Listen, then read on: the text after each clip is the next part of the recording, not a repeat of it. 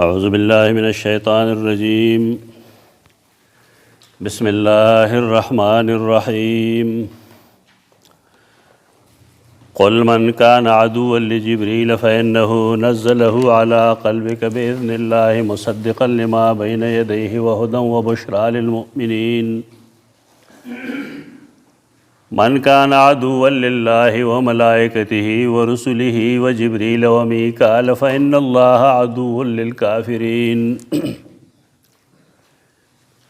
سورة البقرہ د مضمون لحاظ سرا مونږ څلور حصو کې تقسیم کړو. لومبنی حصہ 96 آیت باندې ختم شوی ده. په هغې حصہ کې مضامین خو ډېر شي خو مرکزي مضمون هغه توحید و، د توحید اثبات.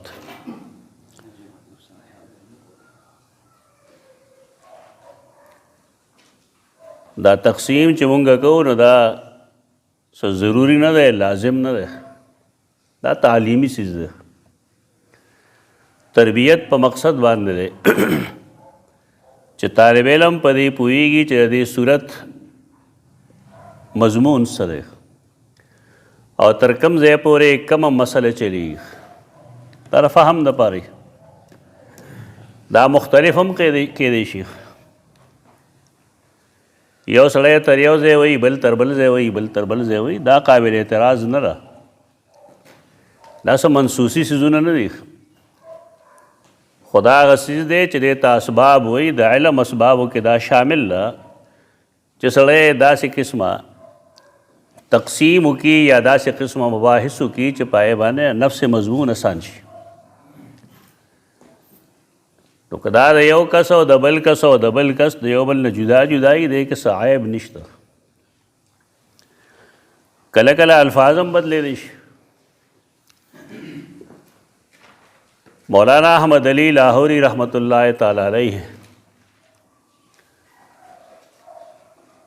د هغه د خلاصې انداز بیا ټولو نه مختلف دی.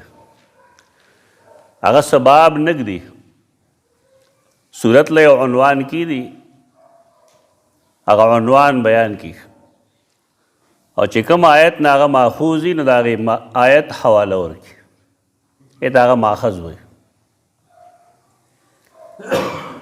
او بیا هر رکوع باندې د هغې خلاصه لیکي چې دې رکوع خلاصه دا ده، د دې رکوع خلاصه دا ده. سمپل ساده طریقه ده. څوک بیانوي نه.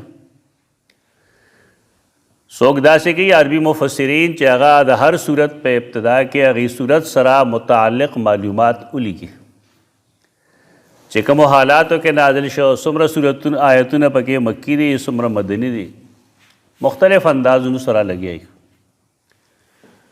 بار کیف د دې تعلق علم سره وي. دا څه دین نه دی چې سړی په دې باندې جنګېدل وکړي چې نه دا صحیح ده او دا صحیح ده. دا خبره نه ده.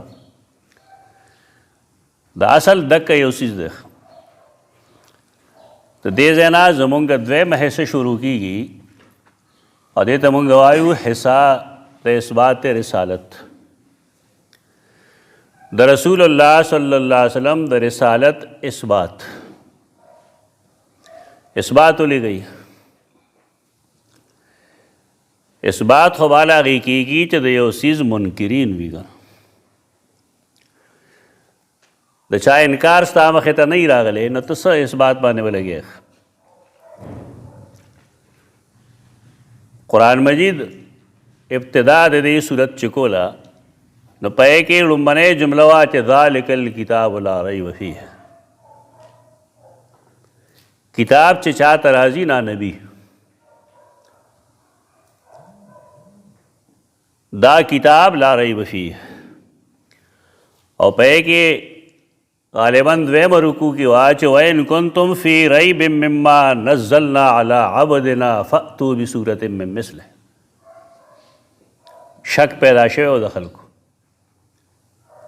که ستاسو شک وي چې دا کتاب د الله د طرفه نه دی، نو دا شک خو د مشرکین هم و، لیکن هغه حصہ چې چا اورېدلې ده نا پدې پوهیږي چې دې صورت اصل مخاطب یهود دي. محاجات د یهودیانو سره بحث قرآن مجید سورة البقره کې کړی. نصاراو سره سورة آل عمران کې کړی. دیو جنا د دې صورت باره کې قاعده ده چې اصل فی محاجت الیهود. یهود سره څومره مباحث چې کیږي، څومره مناظره کیږي، څومره بحثونه کیږي، دا اصل وته دې نزد کې. قرآن بنیادی کتاب دی، دا په دغه اینګل ګوره. عقلی جوابونه مه کوئ چاته. قرآن مجید د نبی کریم صلی الله علیه وسلم رسالت څنګه ثابتوي؟ هغه نمت خپل کوئ. خبره اسانه ده. یو سړی یو عقلي خبرو کی بلبلو کی د هغې سره چې کوم دی نو مخالفین نور عقلي خبرې شروع کړي ته بیا فلسفه وایي. دین په فلسفو نه ثابتېږي. دین ثابتېږي په قرآن مجید او د رسول الله صلی الله علیه وسلم په احادیثو. دا چونکې د هغې اعتراض و، د هغې شبهه وه، د هغې شک و، په دې وجه قرآن مجید اثبات کوي د رسول الله صلی الله علیه وسلم د رسالت. او دا اثبات چې کوي نو دا د انداز جدا دی. انداز هغه دا دی چې کوم اعتراضونه راځي یا یهود کوم اعتراضات کوي د رسول الله صلی الله علیه وسلم په نبوت، نو د هغې د اعتراض جواب کوي. د اعتراض جواب کول ضروری دی. دا نه ده ضروري چې سړی خاموش شي، او دا هم نه ده ضروري چې سړی دې ومني. د بحث او د مناظرې خو نن څه شی نشته. مونږ ډېر شی مناظرې ولیدلې، تاسو به هم لیدلي. یو سړی به آیت وي او غلط استدلال وکړي د دې لپاره چې خپل فریق پړ کړي. دا زمونږ دین نه دی. داسې بحثونه کې جون مه تباه کوئ. هغه بل سړی به صحیح دلیل پیش کوي، نو دی د خپل غلط مقصد دپاره دا مقابل وی د هغه صحیح دلیل سبوتاش کوي. و دا مناظره نه ده، دې ته مجادله وایي. دا جګړه ده. مناظره په دې بنیاد باندې چې زما یو رایه ده او د بل کس بل رایه ده. موږ به دواړه کینو، یو بل سره به خبره شروع کړو. زه به د هغه په خبره باندې د پوهېدو کوشش کوم او هغه به زما په خبره د پوهېدو کوشش کوي. چې کله موږ کومې نتیجې ته ورسېږو او دواړه پای قایل شو چې دا نتیجه صحیح ده، نو دواړو له هغه موقف اختیارول پکار دی. دې ته مناظره وي او دا د هغې فایده ده. دلته جنګونه کوي خلک. یو سړی اوړ کوي او بل سړی پړ کوي. دا طریقه نه ده، دا جنګونه دي. ته داسې څیزونو نه اجتناب کوئ. چتې پسې باز مه پرېږدئ. یو سړی غلط استدلال کوي به خپل کار وکړي. خلک د قرآن نه غلط استدلال کوي. یهودو به غلط استدلالات کول به نه. قرآن جواب کړی د هغې صاف ستره. دلته چې کوم اثبات د رسالت دی هغه دی بدفع شبهات. د رسول الله صلی الله علیه وسلم په نبوت چې کوم شبهات پیش کوي یهود او نصارا، یهود بالخصوص، او د هغې یو شبهه پیش کړې ده او د هغې جواب به کوي. په دې مقصد یې ذکر کوي چې د نبی کریم صلی الله علیه وسلم ثابت رسالت مضبوط کی. لکه دې کتاب ویلی دی چې دا د الله رسول دی. ان کنتم فی ریب مما نزلنا علی عبدنا، د هغې دلیل دی. رسول الله خو اثبات د رسالت دا مطلب نه چې دې کې ورله ثابتوي، نه هغه شبهات چې هغې کوي د هغې جوابات کوي په دې مقصد باندې چې هغه ثابت رسالت برقرار پاتې شي. خو دا دویمه حصه د صورت زموږ. استادان زمونږ دا وایي چې دا څه شی دی فی بحث الرسالت دا داسې کار چې فی بحث اثبات رسالت النبی صلی الله علیه وسلم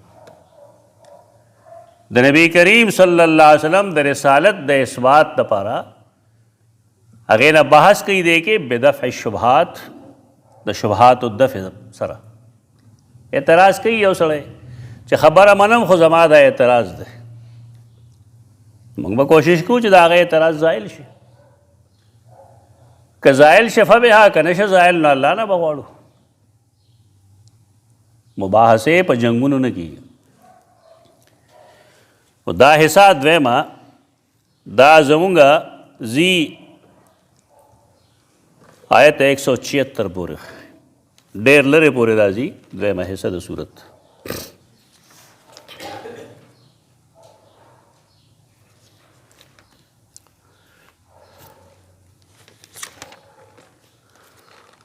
لومبنۍ پارا تقریبا ختم شي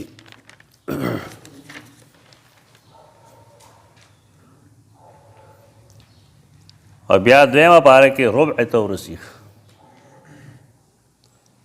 وَإِنَّ الَّذِينَ اخْتَلَفُوا فِي الْكِتَابِ لَفِي شِقَاقٍ بَعِيدٍ کومو خلکو چې د نبی کریم صلی الله علیه وسلم راوړل شوي کتاب سره اختلاف کړی دی شبهات یې پیش کړي دي اعتراضات یې کړي دي هغوی ګمراهۍ کې دي دا یو حصه ده مختصر په دې حصه کې به څلور بابونه دي مخکې حصه کې تاسو ویلي چې یو مقدمه وه 3 ابواب دلته دویمه حصه کې او دریمه حصه کې به څلور بابونه دي او څلورمه حصه کې 3 بابونه به یو خاتمه وي استادانو انداز دغه نه دی زموږ استادان عام طور هغې دا وایي چې سورة البقره 4 حصې کې ده او هر حصہ 4 بابونه لري سره اصطلاح فرق ده دا موږ چې یو ته تمهید وایو او بل ته خاتمه وایو اصل دارا چې هر صورت مستقل کتاب ده او دا نیلوی رحمه الله انداز ده دا ما چې څه وویل دا هغه انداز ده چې لومبني صورت کې لومبنی حصہ لومبني باب کې ته ورته باب وایه موږ ورته مقدمه وایو فرق څه نه ورځي ځکه چې کتاب کله لیکلی کېږي د هغې یو مقدمه وي نور د هغې ابواب وي او اخر کې د هغې نچوړي خاتمه نو چونکې تصنیف تالیف سره دکه یو سوچ زیات مناسب دی ځکه ما سلک الدرر کې دغه انداز کړی دی ویم هم اوس داسې خو د دې دا مطلب نه چې ګنې هغه بل انداز غلط دی دا بس صرف اصطلاح د دې 4 بابونه وي هغه لومبۍ کې 3 ابواب آخر کې هم 3 ابواب لومبي کې مقدمه او آخر کې خاتمه دا کوم لومبنۍ دویمه حصه چې مونږ وایو 176 آیت پورې نو دې کې لومبنۍ باب دی 123 آیت پورې آیت 123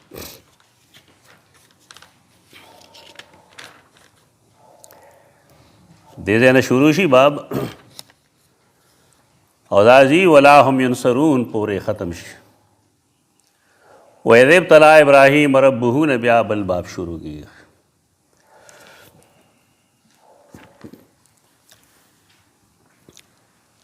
تفسیری خلاصہ که مونږ یو ځای باندې ووایو نو د بیا هېرېږي د ذهن نه وځي په دې وجې نه ما دا طریقه اختیار کړې ده چې زه د هر باب خلاصه بس د آیت لاندې ویم دا کم باب چې تاسو وایي دې کې د نبی کریم صلی الله علیه وسلم په نبوت باندې شبهات راځي وو د هغې وو شبهاتو جوابات دي د وو اعتراضاتو جوابات دي او ته به وګورئ چې قرآن مجید د شبهې جواب څنګه کوي کنزل نه کوي ګریوان ته لاس نه اچوي شبهه اورېدلې ده معلومه ده ورته چې خلق داسې وایي جواب یې سره جواب وکړي د دین په معاملاتو کې بیجا زیاته کول بیجا تیزی کول خوند نه کوي. اولنې شبهه څه ده؟ هغه 97 آیت کې لیکلې ده او هغه د سیدنا جبرائیل علیه السلام په باره کې ده. جبرائیل د الله نبی دی، د الله ملک دی، فرشته ده، رسول دی، رسول استاد دی. نبی هغه چې د هغه په ذمه داری چې ته دا خبره بل ته ورسوه. رسالت کې دغه خبرې جبرائیل ته رسول وی هغه پیغام لینے والا دی، خو نبوت کې دای چې د هغې عملی تربیتی چې الله څه ویلي دي د دې عمل ښکاره کړه. د جبرائیل باره کې څه بعضې حقایق زده کول پکار دي. ملائک د الله ګڼ دي. قرآن و حدیث چې موږ ته د ملائکو څه ویلي دي چې ملائک څه دي، څنګه یي، د هغې کار څه دی، د هغې ذمه دارۍ څه دي، قرآن مجید کې شته دی. هغه د رسول الله صلی الله علیه وسلم په احادیثو کې هم شته او دې وجې نه امت د ملائکه په تعریف کې څه اختلاف نه ساتي.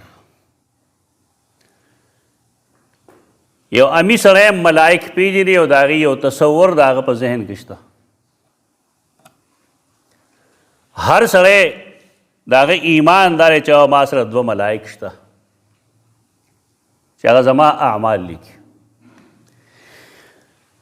لیکن په دې خبرو غټ غټ خلک نه پوهېږي. علوم القرآن کې تاسو سره زما کتاب اگر راواخلې د هغې لومړني جلد کې په 2 باب کې یو سرخی دا نازل کرنے والا لانے والا کون، لانے والا کون ہے. قرآن مجید چا راوړی دی؟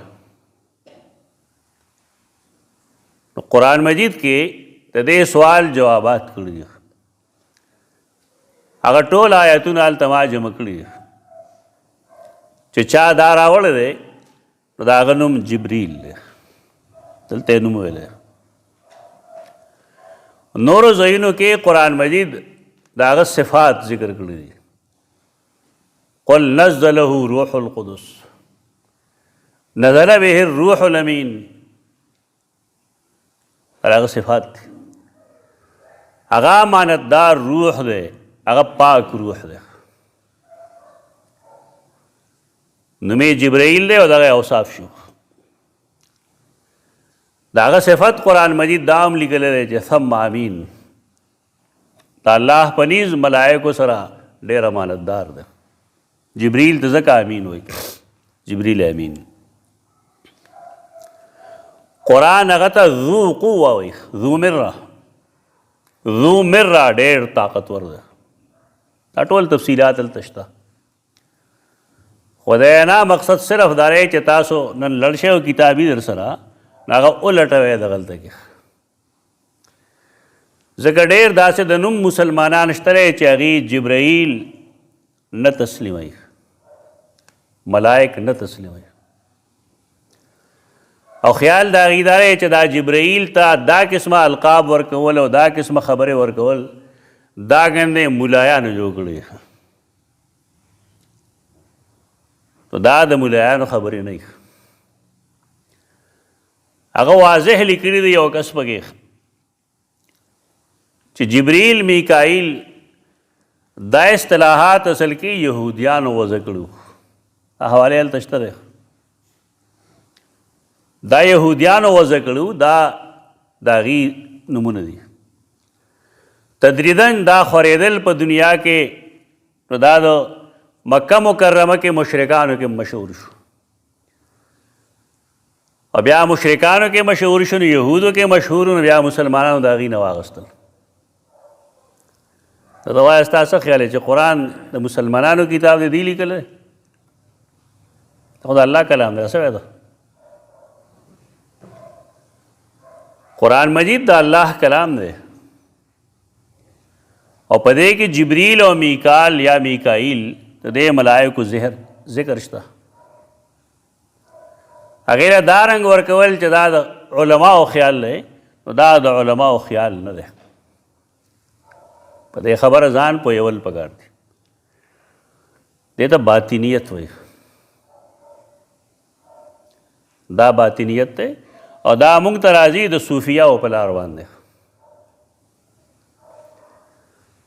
ځکه خلک وایي حدیث کې راځي چې لکل آیت ظهر و بطن، د هر یو آیت یو ظاهري یو د هغې پټه خبرې. نو بیا خلک د هغې تفصیل دا وکړي چې په ظاهر باندې علما پوهېږي او په بطن باندې صوفیا پوهېږي. سوته بہت ویسے لکل آیت ظاهر و بطن مطلب دا رہے چې یو د آیت کریمه ظاهر دی، د هغې الفاظ، د هغې د حروفو ادایګي، او بل د هغې ترجمه او تفسیر. دا فتنه عامه شوې ده. دې وجې نه هوښیارتوب به پکار وي. په مونږ نن حمله په دغې لار باندې کېږي، سپورټ کېږي بین الاقوامي طور دغه کسان، او هغې یو لوی جال خور کړی ده مختلف طریقو سره. او بدقسمتی نه هغې له ګولی بارود مونږ ورکوو.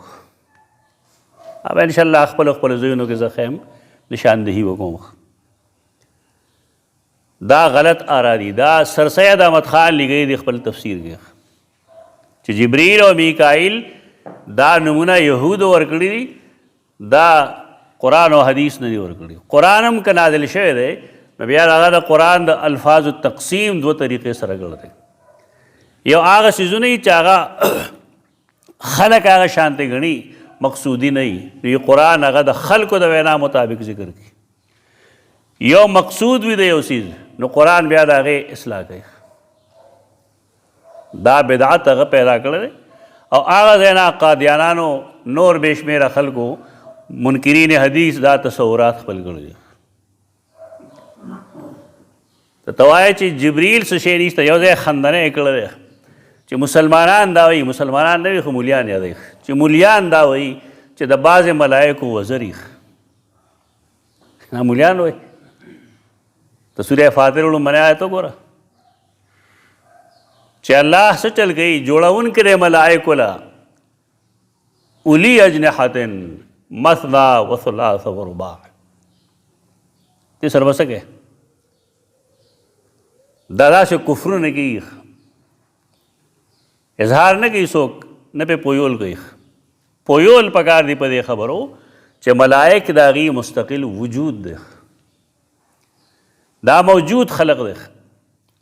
علوم القرآن کې دغه لاندې ما لیکلي د قیرواني دا یو باطني ډله ده. هغه یو خط لیکلی و خپلو مقتدیانو ته، او په هغې جمله دا وه چې اوصیکم، زه تاسو ته دا کلک وصیت کوم چې تاسو خلق په دې پوهه کې چې دا دنیا چې کوم دی دا ډېره پخوانۍ ده. دومره پخوانۍ ده چې تاسو د هغې سوچ نشئ کولی. دې دپاره چې قدم د عالم ثابت کړی شي.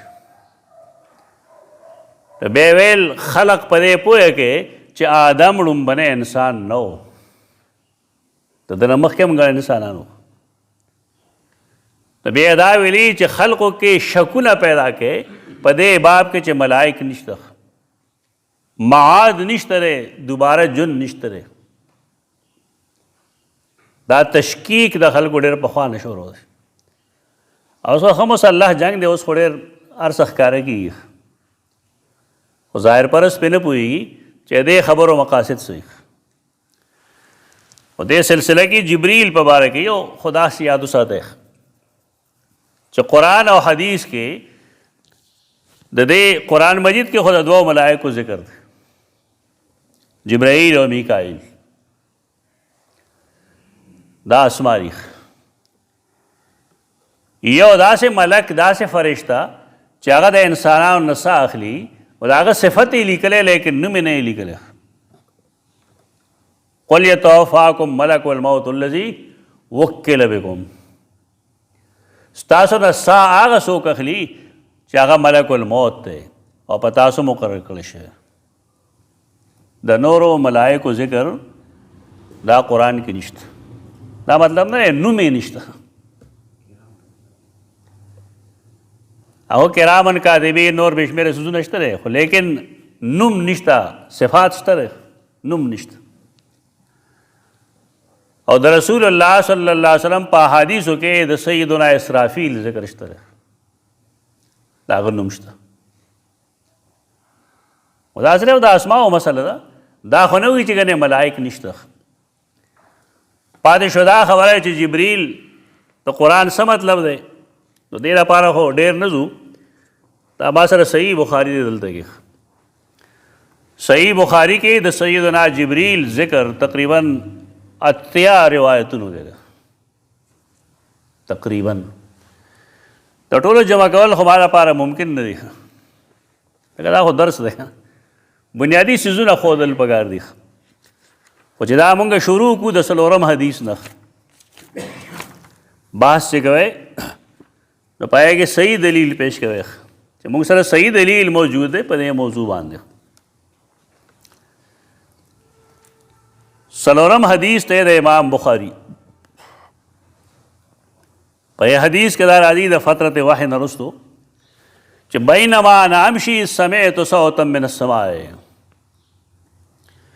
یو ورځ زه روانم آواز مې د اسمان نه واورېد بره طرف نه، فرفعت بصري، نو ما خپل نظر پورته کړ، فاذا الملک الذي جاءني بحرا، نو هغه ملک هغه فرشته چې هغه مال حرا ته راغلی و. دینه خو ماشومان هم غالبا خبري چې حرا څه شی دی، وړومبنی ملک څه او څه کول، دا تواتر تر مشهور ده، هر چا ته پته چې دا وړومبنی وحی ته اشاره وکړه. نو هغه ملک چې هغه راغلی و ما ته، ته څه وایې چې دا څه شی نشته؟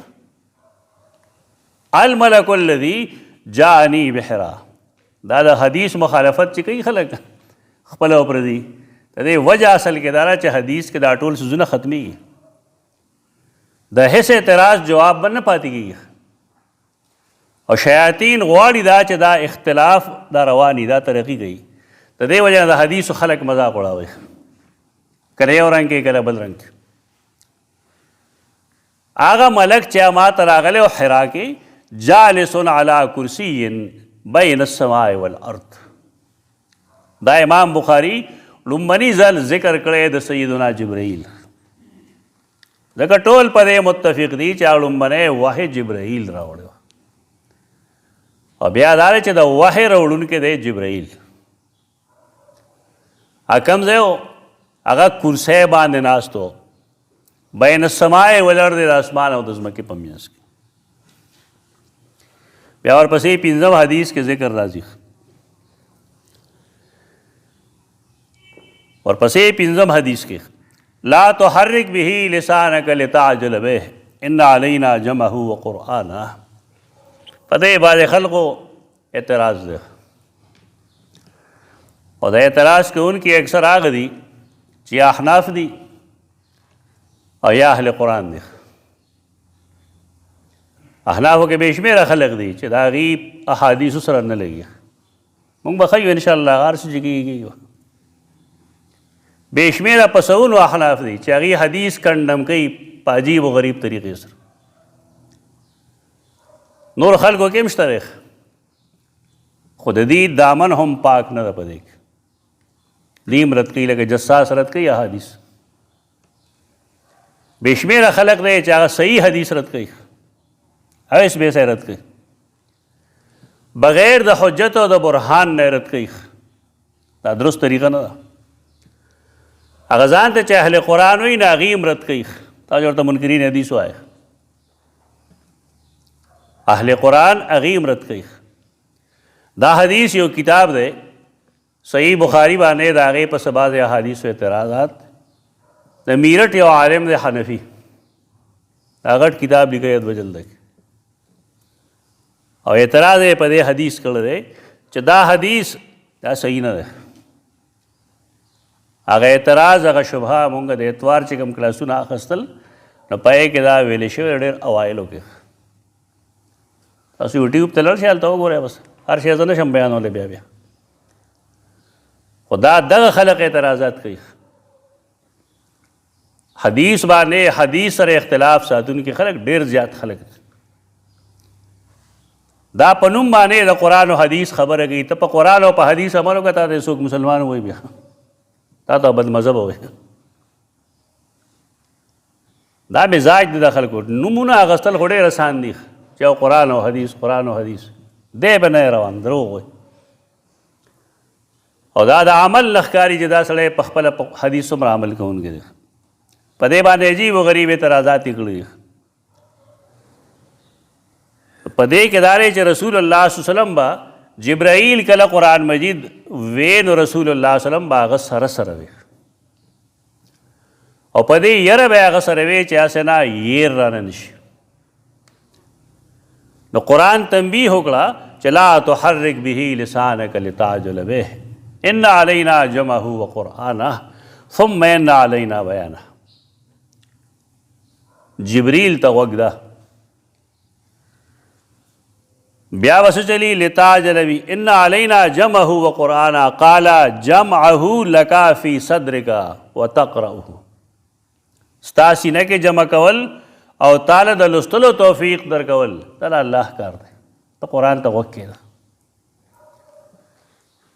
بعضې شاګردان دي که نه که نوي او که زاړه دي یاره ما ته څه یاد نه پاتې کېږي په دې مه خفه کېږي یاد نه پاتې کېږي. کېناستل پکار دي. داسې کېناستل چې سړی شوق سره واوري ته ځان د پوهولو کوشش وکړي او انشاءالله یو وخت به داسې راشي چې تا ته به دا زوړ څیز یادېږي. بیا دا د هر علم مسله ده، یوازې د قرآن او حدیث نه ده. الله د انسان دا ذهن عجیب و غریب جوړ کړی دی او ته چې یو خبره یو ځل واورېده نو چېرته داسې چې دی او ورته ور یادېږي. تا به یو سړی یو ځل لیدي یو ځل 15 کاله پسې چې ووایي ته وایې سترګې مې پرې خوږې شوې. دماغ چې کوم دی کې یو هلچل جوړ شي چېرته دا څوک دی اخر پته ولګي. دا الله رب العزت زموږ د دماغ و ساخت جوړ کړی داسې دې ته خلک لاشعور وي. دا خبره لاشعور کې پرته یو وخت به بیدار شي. او د قرآن مجید خو الله د حفاظت ذمه اخیستې ده. دا نه وځي خو ته په وخت باندې صحیح ضبط کړه. شوق سره ورته کښېنه لبې مه کوه. دماغ بل خوا مه بوځه. پوره اور نه انشاءالله د الله د ذات نه یقین دی چې تاله به درځي. بیا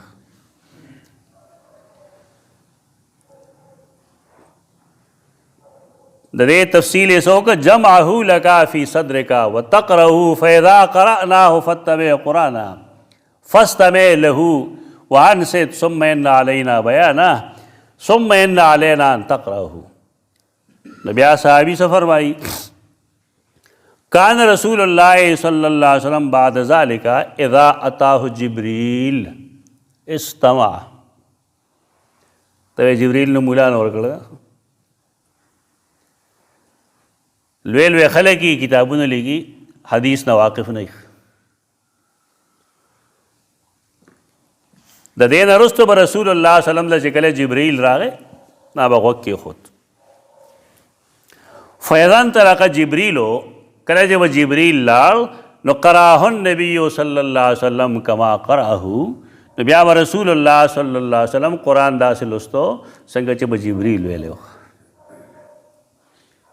نو ته څه هغه دا هم لیکلي دي چې بعضې خلکو جبریل له دا ذمهداري ورکړې ده چې دا به وحی راوړه. دا بعضې خلکو ورکړې ده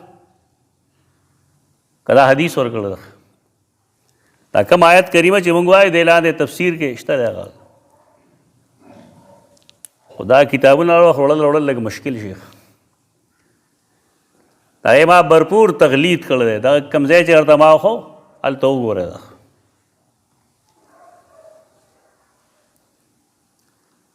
بیا په شپږم حدیث کې وګوره. دو حدیث دغه شو، شپږم نمبر حدیث دا دریم حدیث دی. سیدنا عبداللہ ابن عباس فرمائی په دې باندې خلک څه اعتراضونه کوي.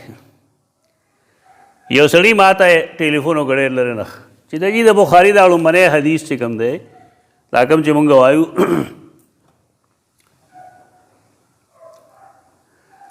عمر بن خطاب نه سیدنا عمر بن خطاب نه نقل دی. ورپسې بیا دویم حدیث ته چا نقل دی؟ هغه نقل دی عن عائشة ام المؤمنین رضی الله عنها. لوی سړی دی او کار یې همیشه دا دی چې فرعي اختلاف له هوا ورکړي. همیشه یې کار دا دی کوم سړی چې باطل پرست نه پېژنې که نه د هغه کار به دا وي چې فروعي اختلافاتو له ډېر زور وي. دغه کوم چې عقیدې سره متعلق وي په هغې باندې بیا بس ګونګې چولي عقاید مخکې. اعتراض د هغه ما ته دا و چې جناب دا راته ووایه چې دا حدیث خو د سیده عایشه نه نقل دی او سیده عایشه وخت کې لا پیدا هم نه وه نو څنګه امام بخاري نقل کوي د عایشه رضی الله عنها نه او عایشه رضی الله عنها د رسول الله صلی الله علیه وسلم نه نقل کوي. مونږ داسې جاهلانو سره مخ یو. ما تپوس وکړه تا نه چا نه سبق ویلی دی؟ هغه یې زما استاد چې کوم دی شیخ الحدیث مولانا محمد ادریس کاندهلوي رحمه الله. نو ما وی هغه له حدیث نه ورته یا تا نه زده کړی. ته لا په دې هم نه پوهېږي چې صحابه کرام کله چې نیغ په نیغه د رسول الله صلی الله علیه وسلم نه حدیث نقل کوي نو هغې کې د عمر شرط نه وي او دا هم نه چې دا لا پیدا نه وه او دا چل نه و دا چل نه و. چې کله هغه وایي چې قال رسول الله صلی الله علیه وسلم نو مطلب دا دی چې هغې تپوس کړی دی او رسول الله صلی الله علیه وسلم جواب کړی. دا ټول محدثین لیکي.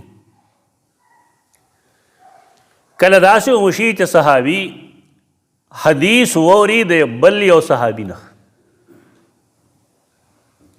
صحابي حدیث ووري د بل صحابي نه هغه ته هغه صحابي لري کې وایي قال رسول الله صلی الله علیه وسلم دا هم صحیح ده ځکه صحابي ټول عادل دي ته د هغه نوم حذف هم کې نه فرق نه غورځي.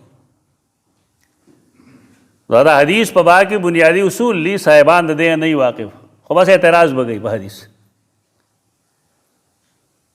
او دا اعتراض درست نه دی. بارکیف دا حدیث چې مونږ وایو دا هم د سیدنا عبدالله ابن عباس نه دی. فرمائی کان رسول اللہ صلی اللہ علیہ وسلم اجود الناس وکان اجود ما یکون فی رمضان. رسول اللہ صلی اللہ علیہ وسلم ټولو خلقو کې ډېر سخي و او زیات سخي و هغه په رمضان کې و. زموږ خلک رمضان کې شومان شي او څوک چې کوم دی اسراف کوونکي شي. تاسو خپل مزاج ته وګورئ ځان د اوس نه تیار کړئ اسراف مه کوئ. سړی چې وږي او کم خوراک یې اول شروع کو بیا بل له ګوتې نه وړي نو ماښام د شلو خوراکونو ضرورت نشته. دا اسراف کوي ته برکت نه وایي چې جي ډېره برکت والا میاشت ده برکت ده که اسراف دی څه وایه نو ته لا په انساني نفسیاتو نه پوهه ته چې ښه وږي هر شی چې دی مخکې شروع کړو بس دغې باندې ومړېږي بل شی او بل شی او بل شي د خلک ګوتې نه وړي.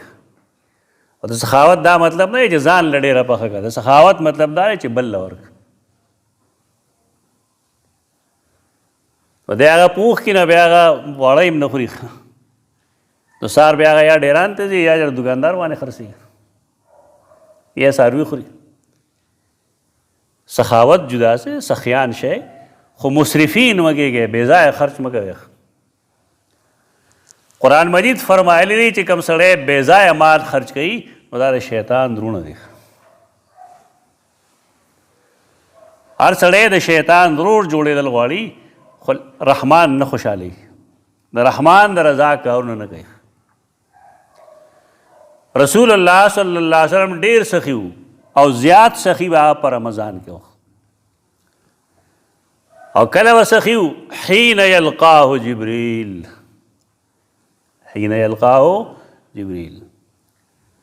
کله چې به سره جبریل ملو شه که نه بس په دې به ډېر راضي و ولې د الله د طرف نه نوې نوې پیغامات راځي، د هغې د شکریې په طور د هغه سخاوت کې نور اضافه راځي.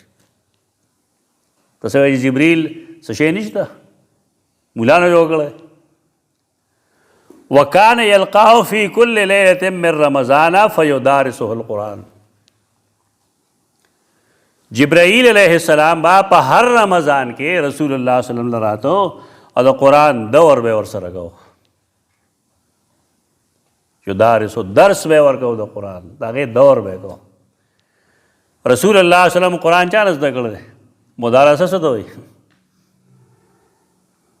مدارسه ویلې دی د شي چې یو ته ووایي بل ته ووایي درس. نو قرآن د دې کتاب دی چې رسول الله صلی الله علیه وسلم دا جبریل نه زده کړی دی.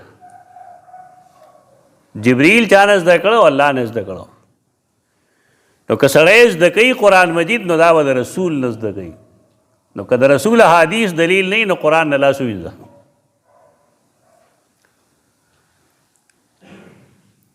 دا شپږم حدیث ته دلته کې موږ سره بیا روان دی چې لړ شو 50 حدیث.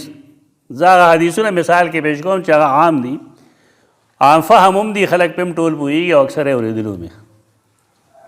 50م حدیث کې هغه مشهور دی ته حدیث جبریل وایي چې رسول الله صلی الله علیه وسلم یو ځل ناستو د خلکو منځ کې، یو سړی راغی تک سپینې جامې وې، تک تور ویښتي وو، د دوړو سا اثر پې نه و، مونږ چا پېژندنه، مونږ حیران یو چې څوک دی. هغه د اسلام ایمان احسان د دې څیزونو باره کې تپوس وکړو او چې رسول الله صلی الله علیه وسلم به کوم جواب کو نه به ویل ٹھیک ٹھیک ٹھیک صحیح دی ووایه. اخره سړی لاړو، نور هم هغه تپوسونه کړي. رسول الله صلی الله علیه وسلم چې هغه لړ نو یې فرمایل هذا جبریل جاء یعلم الناس دینهم. هذا جبریل ستا ومنو که د رسول الله ومنو؟ دا کم چې راغلی و انساني شکل کې، په دې مې اعتراض کړی دی د دې آیت کریمه لاندې چې خلق دا وایي چې ملائک شکل بدلی، وی خلق نه وایي، رسول الله صلی الله علیه وسلم. دا شکل یې چې بدل کړی دی د انسان شکل کې راغلی دی، تک تور ویښتې دي، جامې یې تک سپینې دي، هېڅ څوک یې نه پېژني. او دا جبریل او هذا جبریل. او دا هغه وخت پته نه لګېدلې، 3 ورځې پس پته لګېدله، 3 ورځې پس پته لګېدلې دا چې دا جبرائیل دی. سل راغلی و یعلم الناس دینهم، خلقو ته دین ښو. هغه څه دین وښو؟ یو سوال کول چې عالم د هغې تفصیل وکړي او نور خلک یې ووري، په دې دین وضاحت کېږي. جبرائیل دین نه دی ښودلی، خو د دین د زده کولو او د بیانولو باعث جوړ شوی، په دې وجه نسبت هغه ته کېږي. دا خو عام حدیث دی، حدیث جبریل. بیا وروستو حدیث نمبر 349.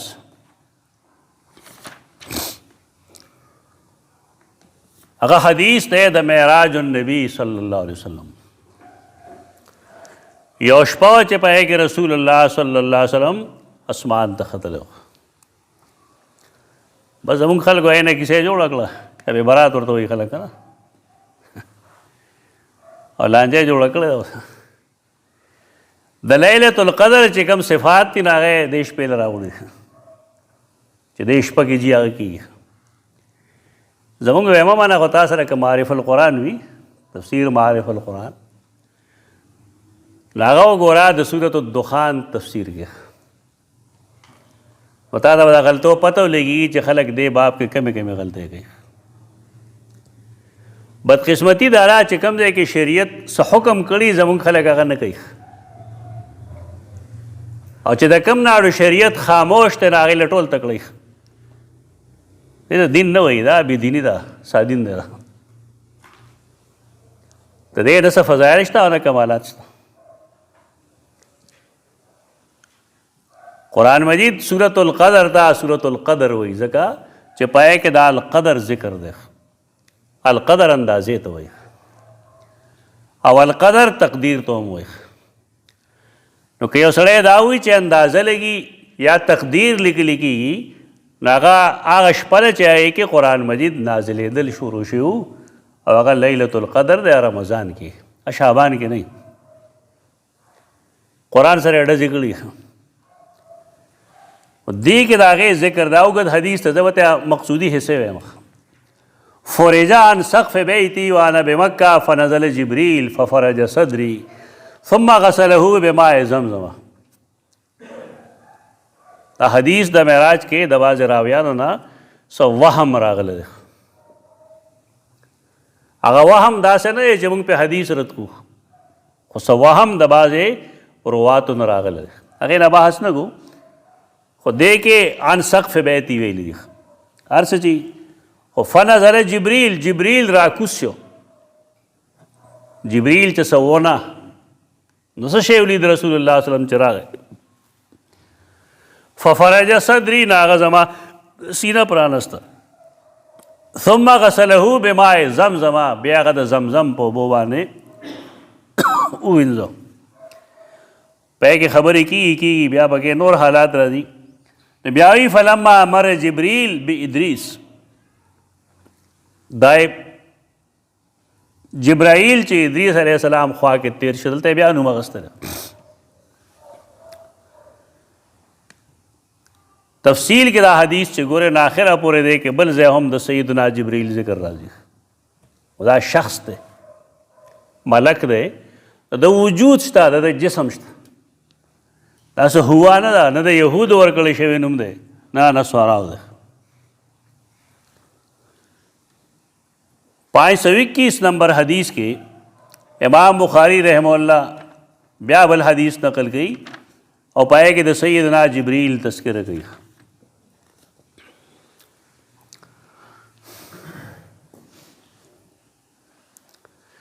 سیدنا مغیرہ بن شعبہ یورز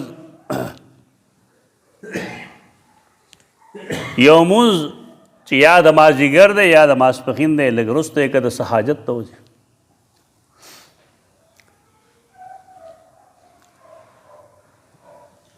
یو بل صحابي دی سیدنا ابو مسعود رضی اللہ عنہ ابو مسعود انصاری هغه لاړ نو قارید ورته مونځ وروسته کول د خپل سنت ټایم نه په دې به صحابو ډېر بد ګڼل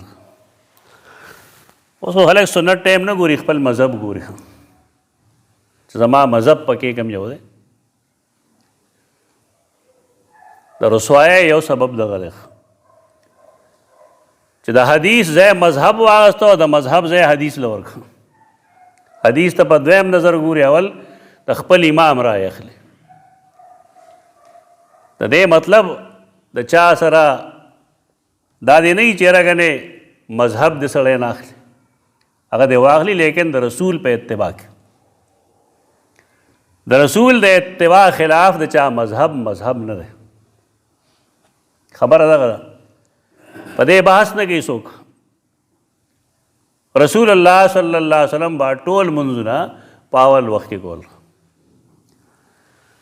زمونږ خلک صرف د ماښام مونځ په اول وخت کې او که ایلاغه یو 3 منټ ټایم لیټ کوي که نه بیا جي مکروه ده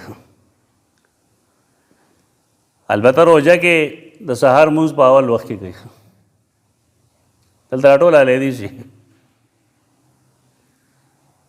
دا په حدیث عمل کوي اتباع نفس دی اوس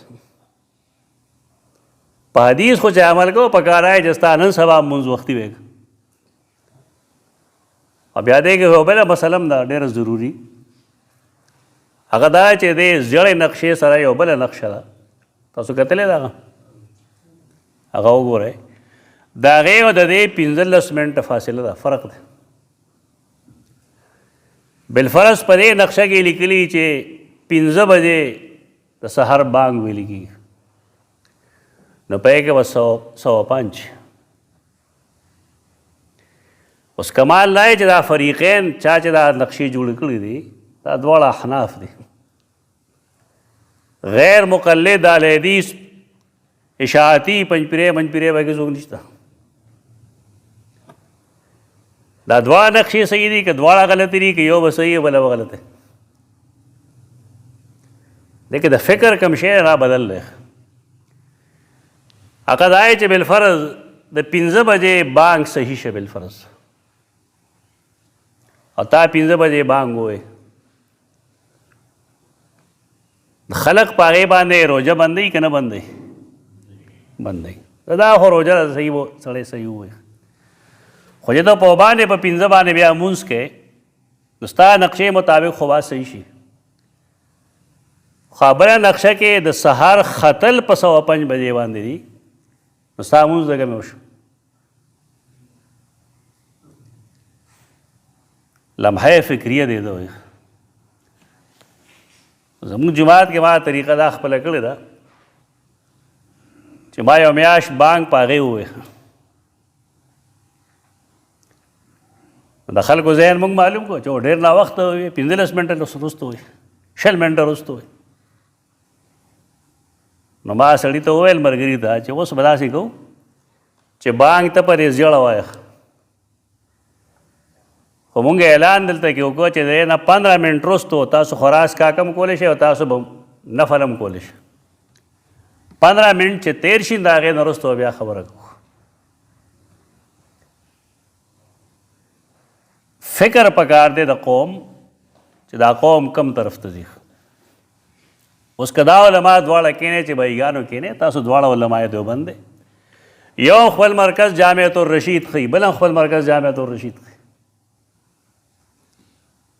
نو دا فیصله وکړئ چې کومه نقشه دی کې صحیح ده کومه غلط حکم چې د بار خلق دی د صوبه سرحد نه علاوه هغې تایید د دې دویمې نقشې کوي البته دلته چې کوم جنګیالي دیوبندیان دي هغې تایید د دې زړې نقشې کوي دا مسایل دي دې نه عوام بې خبره دي غریبانان دا ذمہداري بچا راځي دا په امامانو راځي امام دی په اول وخت کې مونځ نه کوي دې روزو کې د سر چې 105 ټایم دی او دی چې کوم دی نه په 105 دی ودرېدی بانګ یې به 5 بجې ویل دا یې 15 منټ سره به څه کوې روژه خو که دی بنده کړه ټیک ده خو مونځ چې د ټایم نه مخکې وشي بیا وصل کوې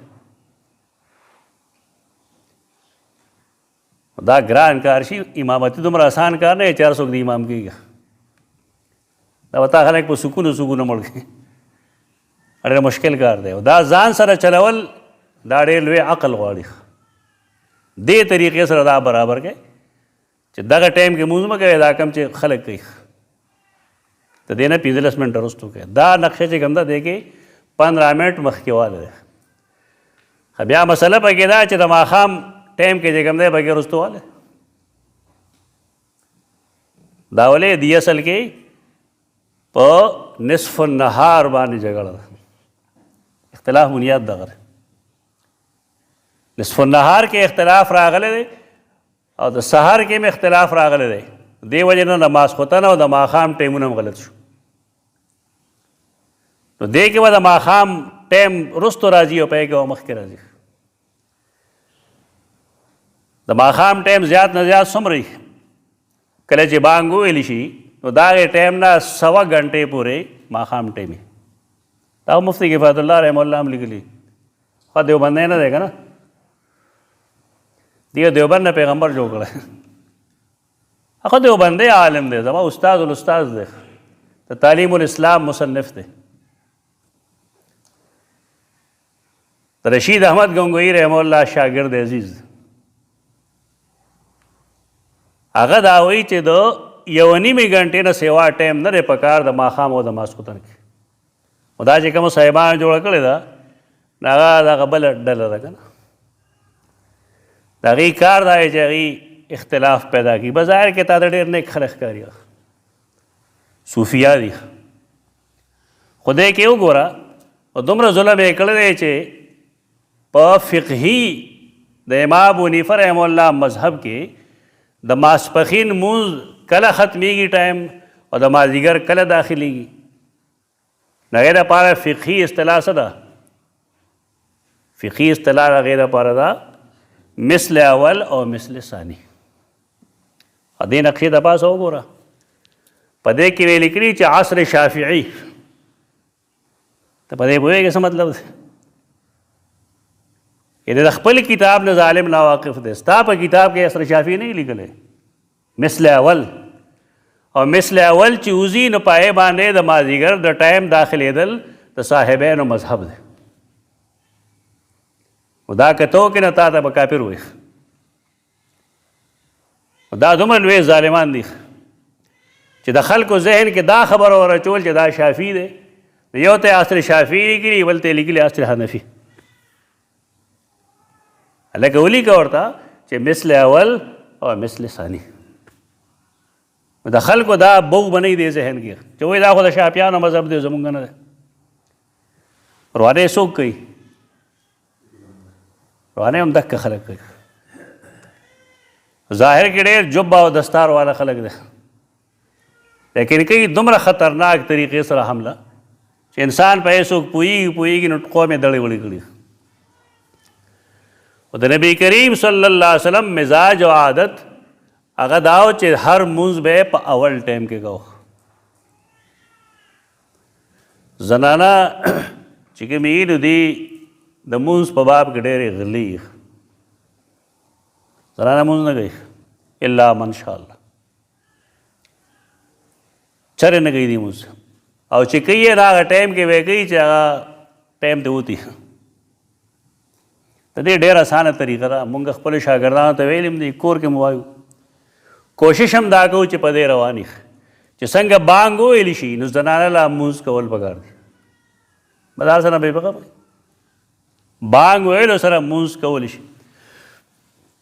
خو دې به پوهېږي څوک دي ته خو دا مسله ښودلې ده چې تر کومې سړو په جومات کې د ژبې مونځ نه دی کړی نو د ښځې مونځ نه کېږي.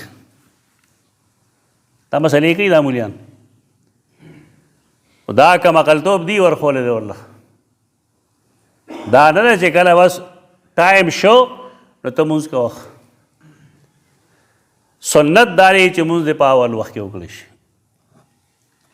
زه خپله چې کله مونږ سره درسونه نه دلته په دې عمل کوم. خو دلته کې چونکې مونږ سره درسونه ډېر وي او ټایم کمی، تو دې وجې نه بعضې څیزونه کې مونږ اصل لم لیټ سیکو نه په دغې بنیاد کوو. دا نه چې د حدیث مخالفت کوو. بانډه دا ماشومان دي را جمع کېدی نه شي، نور بې شمېره عوارض دي، د هغې د وجې نه مونږ د مازدیګر ټایم کې کله کله لږ سستي کوو. هم د نور نه به انشاءالله مخکې. خو سنت دا نه سنت دی نه مخکې کول پکار دی. عادت د رسول الله صلی الله علیه وسلم هغه مونځ د هغه دا به وختي و. دې صحابي مونځ ناوخته وکړو. چې ناوخته یې وکړو نو هغه په اعتراض وکړو، او اعتراض دا و چې ما هذا یا مغیره وقارېد ورته دا څه کوې ته؟ الیس قد علمت ان جبرائیل صلوات الله وسلامه علیه نزل فصلی. داسې کیسه نه کوو چې جبرائیل څوک شته. تا ته یاد نه دی چې جبرائیل یو ځل راغی رسول الله صلی الله علیه وسلم ته راکوز شو، اسمان نه راکوز شو. هغه دې پورې هم خندنه یې کړی دی چې مولیان دا وایي چې ملائک په اسمان کې. مولیان نه وایي، رسول الله صلی الله علیه وسلم فرمایي چې نزله فصلی. هغه راغی نو مونځ یې وکړ رسول الله صلی الله علیه وسلم ته. فصلی رسول الله صلی الله علیه وسلم ټوله ورځې پنځه ځله هغه تلی راغلی و. څه معلومه شوه؟ جبرائیل دین ښیي. رسول الله صلی الله علیه وسلم دین د چا نه زده کړی دی؟ د جبرائیل نه. او جبرائیل ته چا ویلي و؟ اب په خپل سمې نه ځي راځي. سند تاسو وګورئ، هغه سند کې مونږ رسول دی سیدنا جبرائیل ته. دا داسې لاوارث دین نه دی چې بس چا پکې څه ووایي نو ټکي ووایي. دا باسند خبره کول پکاري. دا سویم مقام شته تاسو. بیا 813 حدیث کې دو مقامات نور وایو چې مسله تا ته واضح شي او خبرې تا ته یاد شي. حدیث نمبر 813.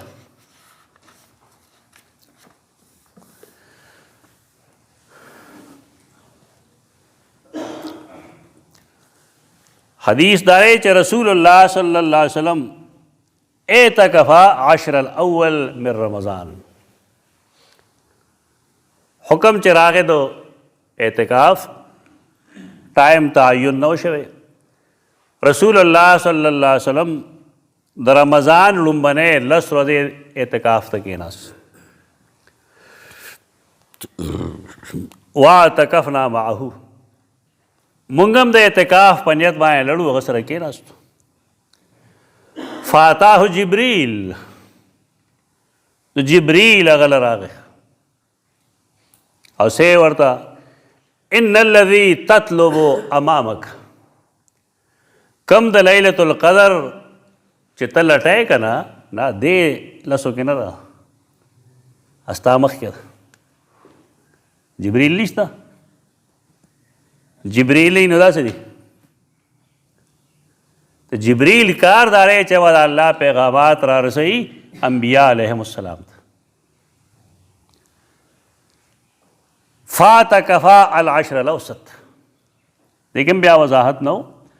نو رسول الله صلی الله علیه وسلم د مینځ چې کوم 10 ورځې وې پای کې د اعتکاف په نیت کېناست. فاتاه جبریل، جبریل بیا راغی ورته وفرمایل ان الذي تطلب امامک، کم چې ته تلاش کوې که نه لیلة القدر هغه آخري 10 دی. څه پته ولګېږه حدیث کې واضح داسې دومره علم نه غواړي لمبا جوړه چې ته والا منطقونه فلسفې جمع کوه. د الله رسول دی ولېږلی شی امیینو ته دی، صاف ستره دین دی، په دې کې څه بحث ضرورت نشته دی. رسول الله صلی الله علیه وسلم ته جبریل 2 ځله راغی دی کې او ورته یې ویل چې الذي تطلب امامک فاعتکفا. هغې نه وروسته بیا رسول الله صلی الله علیه وسلم آخري رمضان چې کوم دی هغه روزي ونیو، دا اعتکاف وکړو. او بیا آخري ځل وګوره 831 کې باب التشهد فی الاخره، آخري قاعده کې تشهد خلک جنگ کوي بدې شي دې کې ته دا څه وایې، څه ورته وایو؟ حدیث نه ثابت دی. عبداللہ بن مسعود فرمائی کنا اذا صلینا خلف النبی صلی اللہ علیہ وسلم قلنا السلام علی جبریل و میکال. مونږ چې وکړه رسول الله صلی الله علیه وسلم پسې مونځ کو کې به ناستو، التحیات به م شروع کړه، مونږ ویل السلام علی جبریل و میکال، جبریل و میکائیل باندې سلامي، او السلام علی فلان، السلام علی فلان، په فلان کې دې سلامتی آئی او په فلان کې دې سلامتی آئی. فالتفت الینا رسول الله صلی الله علیه وسلم، جبریل چې څه ذات نه وی نو پیغمبران رسول الله صلی الله علیه وسلم او دارنګې صحابه کرام څنګه هغه ته سلام کوي، ذات شته هغه. رسول الله صلی الله علیه وسلم چې زمونږ سلام جبریل ته اورېد په مانځه کې نو مونږ ته یې مخ کړ، ویې فرمایل ان الله هو السلام، سلامتیا والا اللہ دے. فَإِذَا صَلَّى أَحَدُكُمْ فَلْيَقُلْ التَّحِيَّاتُ لِلَّهِ وَالصَّلَوَاتُ وَالطَّيِّبَاتُ السَّلَامُ عَلَيْكَ أَيُّهَا النَّبِيُّ وَرَحْمَةُ اللَّهِ وَبَرَكَاتُهُ. دا حدیث بالخصوص زود کے تک دا عبداللہ بن مسعود نہ دے رضی اللہ عنہ. یہ اختلاف دے پدے کہ چاہ السلام علیکہ ایوہ النبی ویل پکار دیو کا السلام علی النبی ویل پکار دیو. اب یا بعد خلق لپے غور ورکی خلق چاہ تاسو خو عبداللہ بن مسعود فالو گوئے داگا پا حدیث کی خدا نشتا ویشتا پا صحیح بخاری کی مطالعہ دیشتا ہے راسے لگ رہا ہے بک بک کے. عبداللہ بن مسعود حدیث تدا چاہ السلام علیکہ ایوہ النبی ورحمت اللہ وبرکاتہ السلام علینا وعلا عباد اللہ الصالحین آخر پور.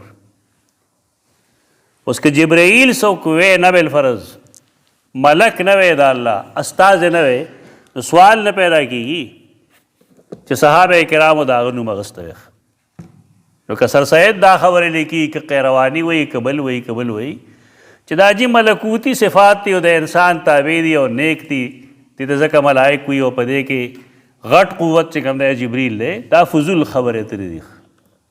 اسلام کے دا فلسفو خبر نہیں،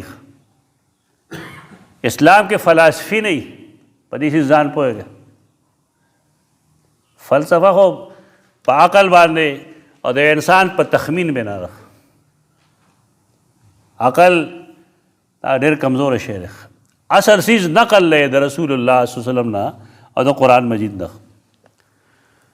قرآن مجید دلته کې څه وایي؟ قل من کان عدوا لجبریل، او آیا څوک چې دشمن وي د جبرائیل. جبرائیل سره دشمنی چا کوله؟ یهودو. د هغې په کتابونو کې لیکلي دي، تالمود کې هم لیکلي دي چې کله بخت نصر په بیت المقدس باندې حمله کوله نو د هغې امداد چې کوم دی نو جبرائیل کړی. هغه زمونږ په پلارانو باندې ګټې ورولې دي، په هغې باندې ځمکې اړولې دي.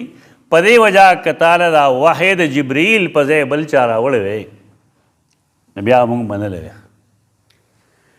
لیکن دا قرآن چې کوم ته مونږ ته چیلنج کوي هم چې ان کنتم فی ریب مما نزلنا علی عبدنا، دا چونکې جبرائیل راوړی دی، که صحیح هم مونږ یې نه منو، که صحیح هم وي نو مونږ یې نه منو. او جاهلیت اندازي نن سبا هم ډېر شي خلک یې لکه یو سړی به هغه به قسم وخوري زه چېرې روغه نه کوم، نو ته ورته وایې چېره تا فلانی پېژنې؟ به چې ښه سړی دی زما دوست. نو که تا پسې زه هغه راولم نو څنګه وایي؟ دا به څه وایي؟ نه دا خو پرېږده که پیغمبر هم راولې زه نه ځم. داسې کافران نن لږ دي. دا بې شمېره کفار دي. دا مه وایه چې یهودو څنګه دا وي. نن مسلمانان دا قسمه خبرې کوي چې که پیغمبر هم راپاسې ما ته وایي چې دا کار وکړه داسې ځای نه کوم، وایي تا کې او په ابوجهل کې فرق نشته، یو شی یې دواړه ښکاره ووایه دا چا په وینا نه کوم. بس البته د رسول الله صلی الله علیه وسلم خبره چې راشئ نو ته ووایه آمنا وصدقنا، بالکل به منم. مسلمان شان دا وي دا نه چې خامخا په خپله پښتو باندې ودرېږي. قرآن مجید د مشرکینو خبره لیکلې ده چې اللهم ان کان هذا هو الحق من عندك، که دا کتاب ستا طرف نه حق وي مونږ یې نه منو. امطر علینا حجارة من السماء، مونږ باندې د برې نه کاڼي راووری او ائتنا بعذاب علیم. دې ځای ته به ځان نه رسوی. دا کم خلک چې مسلکونو کې انښه دي ګنې کې دا مرض په چاته د پلار مسلک خوښ دی، نه چاته د بل مسلک خوښ دی، نه چاته د بل خوښ دی. په ځای د دې که سړی قرآن و حدیث پسې روان شي نه کې دا خبرې نه وي. دا د دغې جامد مشرکانه تقلید نتیجه وي. هر تقلید نه، مشرکانه جامد تقلید د هغې نتیجه یې دغه. دی سوچ نه دی کړی چې کله ته تسلیمې دا چې دا کلام د الله دی، لیکن په دې وجې نه تسلیموم چې جبریل راوړی دی نو دا خو ستا کفر کمی نه. ځکه ته خو به دې ته نه ګورې چا راوړی دی، ته خو به دې ته ګورې چې کلام د چا دی.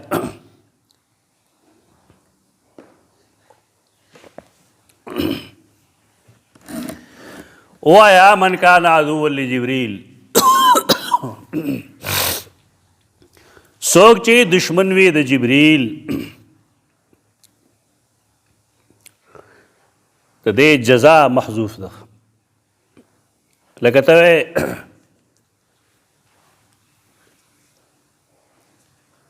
چې که فلان کې راغی بس بیا غلی شي، هغې پسې چې څه کېږي نو دا چل به وشي. دا فإنه نزله على قلبه دا دې جزا نه ده، دا خو علت دی اصل کې. انه نزله على قلبك باذن الله، دا علت دی د عداوت د دې د جبرائیل سره. چې جبرائیل سره دشمنی کوي نو ولې کوي؟ صرف په دې وجه کوي چې هغه دا کتاب تا ته را رسولی دی. نو که ته سوچ وکړې دې دشمني جبرائیل سره کړې ده او که نه کتاب والا سره یې کړې، کتاب چې چا دی نو دا خو دې جزا نه ده. دا هغه جزا هغه هر سړی د خپل طبیعت مطابق رایستی شي. عربی اسلوب دغه دی. من کان عدو لجبریل زمونږ استادان یې راوباسي فقد کفر. څوک چې دشمن وي د جبریل نو بېشک د کفر وکړه. ستا د جبریل سره دشمنی څه دي؟ یو سړی دشمني کوي نو خپل همزولي سره دې وکړي، خپل کلي کې چا سره وکړي. ملایکو سره د دشمنۍ کولو کوم توک دی؟ دویم هغې دا راوباسي من کان عدوا لجبریل فقد خلع ربقة الانصاف عن عنقه. یو سړی چې دشمن وي د جبریل نو بېشک د خپل سټ نه د انصاف کړی وباسلی. ډېر بې انصافه سړی ستا جبریل سره دشمنی کم توک دی. نورم بې شمېره راځي. آخر کې زمونږ استاد محترم به دا تعویل کو چې من کان عدوا لجبریل فسبب عداوته انه نزله على قلبك فانه نزله. دا یې سره ښه لګي. ووایه څوک چې دشمن وي د جبریل نو د هغه د دشمنۍ وجه صرف دا ده چې هغه نازل کړی دا کتاب علی قلبک ستا په زړه باندې. اصل نالایګي څه سره ده؟ قرآن سره. تا سره نه نالایګي، نالایګي قرآن سره ده. قرآن ډېر کرته ویلي دي فإنهم لا یکذبونک ولكن الظالمین بآیات الله یجحدون. تا ته دروغجن نه وایي. رسول الله صلی الله علیه وسلم ته خو مشرکین مکه صادق او امین وي، لیکن اصل دشمنی څه سره وه؟ اصل دشمنی د الله کتاب سره. نن هم دغه صورت حال دی. ته به ډېر ښه سړی لیکن چې کله تا قرآن مجید راواغست او هغه یې په صحیح انداز کې ووایي تشدد نه بغیر، نو ستا دوستان به ورځ په ورځ کمیږي، دشمنان ور ډېرېږي. هغه خلک دشمني کوي چې د هغې د خولې نه څه فایده وځي، مراعات یې کمیږي، هغې به دشمني کوي. او د هغې نتیجه بیا دا وي چې خلک په قرآن الزام لګوي چې دا قرآن دا غټه غوښه ده، دا هر څوک نشي خوړی. زمونږ دا کتاب چې دی که نه دا نصاب دا نری غوښه ده، هر څوک خوړی شي. د کفر ته دا خلک ولې ورسي؟ د دې وجه صرف دغه چې هغه مراعات کم چې دې ته حاصل وي، هغه غیر چاپیر مرداباد او زنداباد شکرانې نذرانې، هغه د شاګردانو چاپي کول، سجدې کول، یو څه ویل بل څه ویل، شیخ صاحب ویل، دا ټول څیزونه قرآن سره ختم شي. قرآن مجید سره دغه مراعات یافته طبقه چې کوم دی دې ته مونږ څه وایو؟ افسر شاهي، دینی افسر شاهي. دا اسټابلیشمنټ دی. دا دینی افسر شاهي چې کومو خلقو کي او ستا دشمنان کي. ووایه من کان عدوا لجبریل، څوک چې دشمن دی د جبریل، فإنه نزله علی قلبک، نو یقینا هغه نازل کړی دا کتاب ستا په زړه باندې. د هغه د دشمنۍ سبب څه شی دی؟ هغه دا دی چې هغه دا کتاب تا ته را رسولی دی. د قرآن مجید ځای سره دی، دا تشه ژبه او غوږونه نه دي. الله موږ له د علم ډېر آلات راکړي دي. د علم بنیادي آله سترګې دي، غوږونه دي، خوله ده، پوزه ده، د انسان زړه دی، عقل دی، دماغ دی. دا د علم آلات دي. تا له الله سترګې درکړي دي او غوږونه هم درکړي دي. نو ته په غوږونو اورې او که نه په سترګو به اورې؟ په څه شي به اورې؟ په غوږونو. خلک خو په غوږونو نه اوري.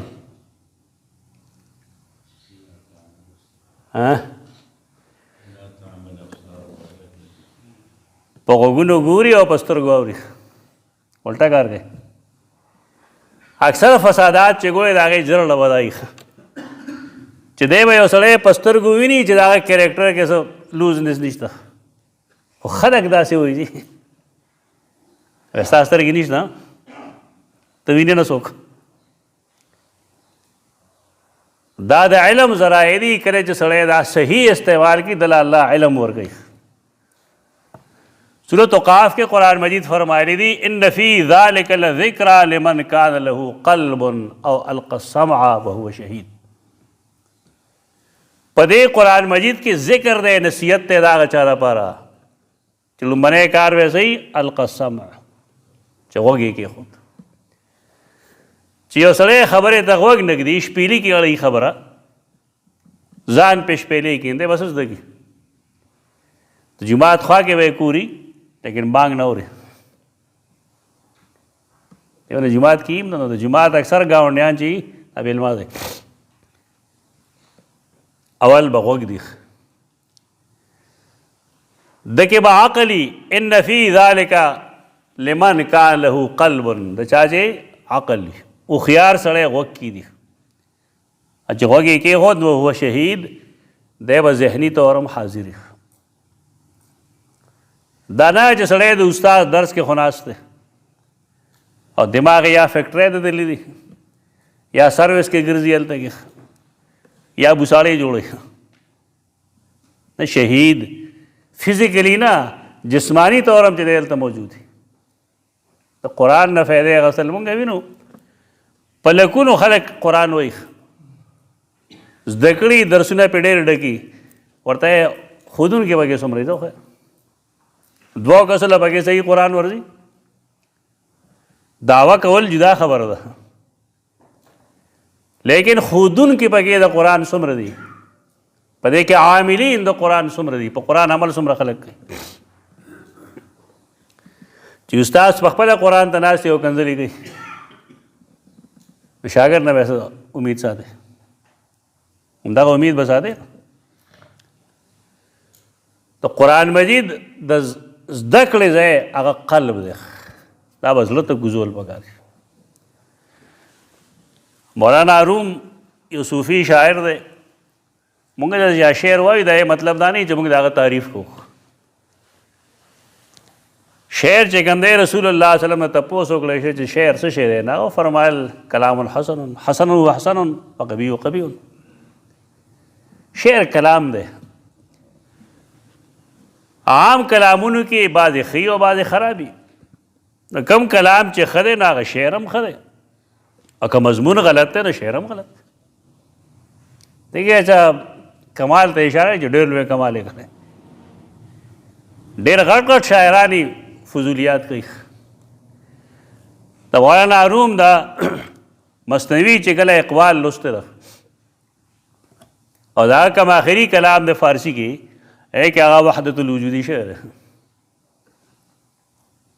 دا تاسو لا نه پېژنئ، اکثر کسان یې نه پېژني، خو دا د مولانا روم د کلام د کتو نه وروستو شعر د هغه اردو کلام تر ډېره حده پورې دی مصیبت نه پاک دی. دا کې یو مشهور سکالر به ورته مونږ ووایو ډاکټر اسرار، هغه هم وحدت الوجودي دی، وحدتي دی. کله کله داسې خبرې وکړي چې ستا دماغ وڅنډېږي. دا انسانان دي،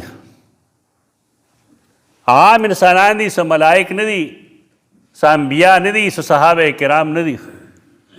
او زمونږ خلک پوهېږي نه نن سبا ډاکټر اسرار ډېرې کیسټې لګیایي چې کوم ځای ګورې د هغه کیسټ به وي او د هغه کله پلانی ټرینګل دی او کله پلانی ټرینګل دی او کله یاجوج ماجوج دی او کله دجال دی. په دې کې هېڅ حقیقت نشته، په دې مه یېرېږئ. دا ټول خلک یې چې قیامت خو یې راورسېد. د کم کتاب نه چې دی دا خبرې کوي هغه د نعیم بن حماد مروزی کتاب الفتن دی او هغه 99% په کې مکذوب فیه روایت دی. د فتن او حدیث اکثر و بیشتر موضوع دی. ټول خلک یې یو سسپنس کې اچولی چې دا جیوه وره دا وره هېڅ حقیقت نشته. دا سکالرز دي، انسانان دي. مونږ دې لپاره دعا کولی شي چې الله دې غلطۍ معاف کړي، خو فالو کوو نه دا خلک. د چا د شعر د ویلو دا مطلب نه چې مونږ هغه فالو کوو. رسول الله صلی الله علیه وسلم به د لبید د کفر د وخت شعار ویل، الا کل ما خلا الله باطل. دا هغه د کفر د وخت شعر دی. رسول الله صلی الله علیه وسلم به ویل مضمون یې دا دی چې دا الله نه علاوه ټول مخلوق چې کوم دی دا ختمېدونکی دی. صحیح مضمون دی. که موږ د مولانا روم شعر وایو نه په دې بنیاد نه وایو چې نه موږ څه لوی شی جوړ کړی. دا صوفیاء کرام هغه ته ترجیح ورکوي. خو د هغه د کتاب خو شروع د وحدت الوجود نه ده، بشن و ازنه. اب اوس یو لګیا و دې تفسیر یې کوو چې دا د بار نه روح راغی او ما کې راننوت. د هغه دا مطلب نه یې هسې لګیا هغه وحدتي دی. هغه وایي نه اصل کې دغه ته وایي بانسري. په بانسري کې یو سوره یي د آواز دی کې رقم دی نه وځي. دې ته د وحدت الوجود فلسفه وایي. هغه وایي دغه شان ته انسان کې دننه الله حلول کړی، شروع یې د حلول نه شروع کړی ده، ادې بل بل خوا بوځي. دا غلط تعویلات دي. اصل کې دا تعویلات مولا تنوی کړی. هغه چې مصنوعي باندې کوم کتاب لیکلی دی یا د هغه تشریح د هغه دقه شانتې کړی، خلک هغې پسې ځي. کوم چې فارسیوان خلک د هغه وضاحت کوي نه هغې دقه کوي. دا کوم چې مونږ ووایو چې هغه د وحدت الوجود قایل دی، هغه وایي څنګه چې د نه نه ته اواز نشي اوښکلی لرکولی، خو داسې د انسان نه د الله ذات نشي لرکولی. هر نفس کې با حلول کړي. بار کې یو دا ځان فلسفي دي، د خلکو هغه خبرې دي چې هغه په عقل کې نه راځي. د قرآن مجید د ورتلو ځای سره زړه، دا په زړه کې ویلی شي، زړه ته به رسولی شي. د هغه شعر دا دی چې علم را بر دل زنه یارې بود. علم را بر دل زنه، که زړه دی زړه باندې دی علم ور خلاص که، علم دی په زړه کې ور دننه واسو نو یارې بود دا به ستا دوست بیا. یعنې خپله پویه دی زړه ته ور کوزه کړه دا به ستا دوست دی. علم را بر دل زنې، دل زړه ته وي او زنې کې ښودل. علم چې کله زړه کې ور واچو نو یارې بود دا به ستا دوست شي. او علم را بر تنه، علم را بر تنه مارے بود. او دا علم کې صرف په ظاهر کې خود جوبه دې جوړه کړه، دستار دې جوړ کړه، کونټه دې جوړه کړه، تسبیح دې جوړه کړه، دا وسې بیا نن دغه حال دی مارے بود دا بیا ماری. دننه چې وګورې سړی ظاهر کې به ډېر معممي غټه پټکې واله دی، ډېر عجیب و غریب شکل شباهت دی، اچکنه یې اچولی دی، تصویر یې ورسره، کونټۍ ده ورسره، ګوتمي دي ورسره، پاکه به دا والا څه شي اوږده چوغۍ یې اغوستې ده. خو چې دوه خبرې وکړي که نو پته ولګېږي چې دا څه شی دی.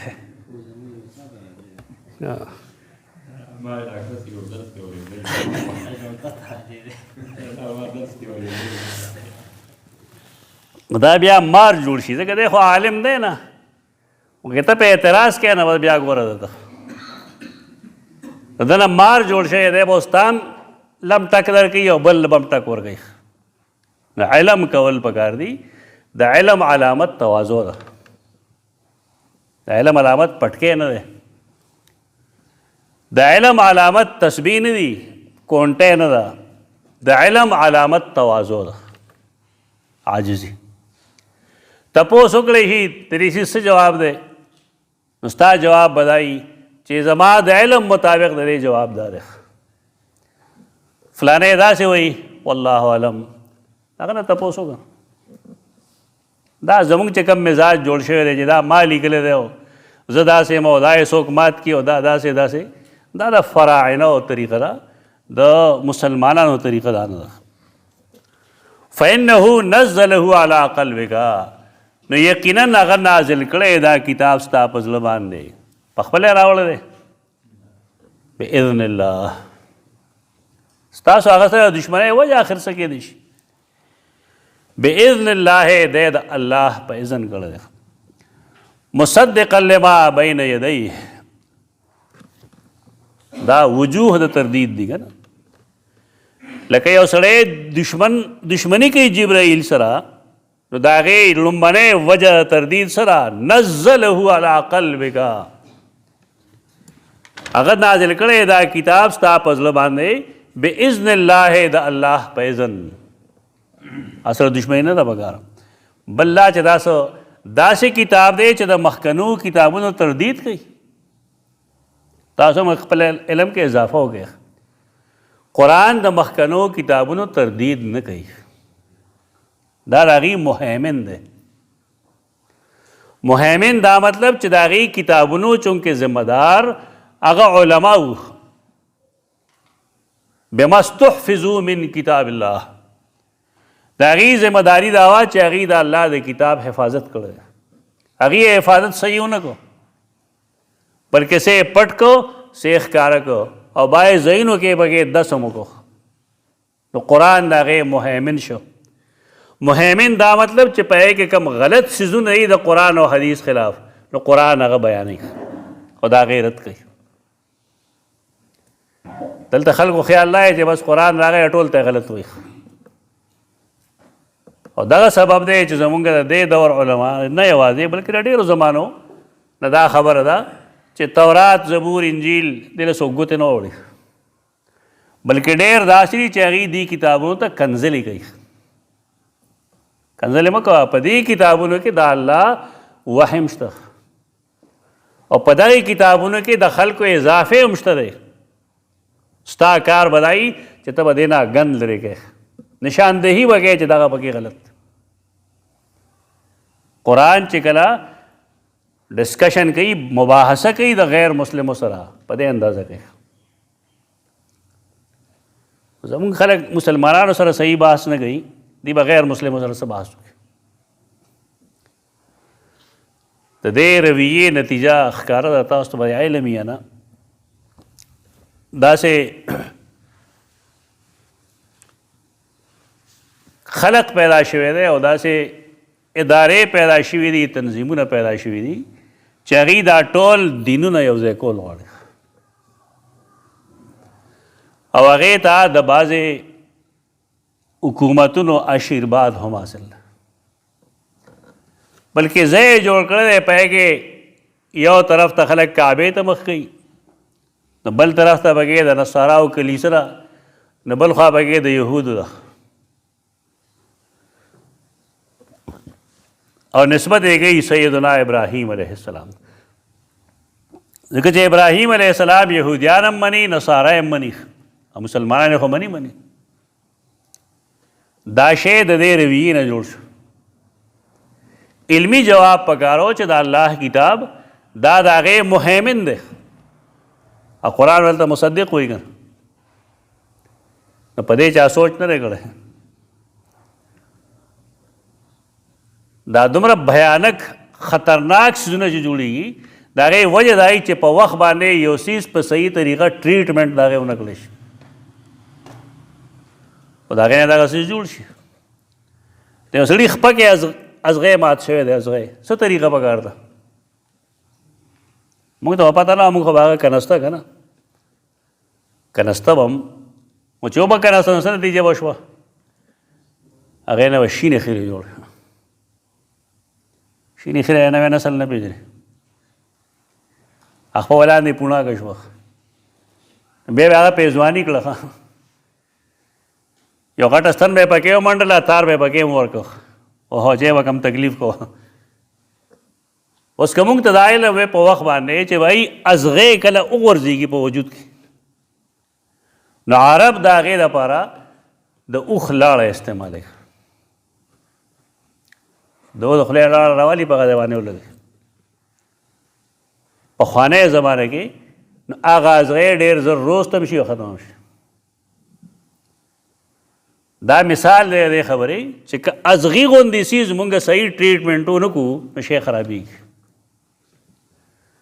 نو چې خبره یو راغلی بالفرض او ته د هغې دغې طریقې سره هغه هینډل کوې نو د هغې ریزلټ به هغې دا کم سره چې مونږ مخ شو.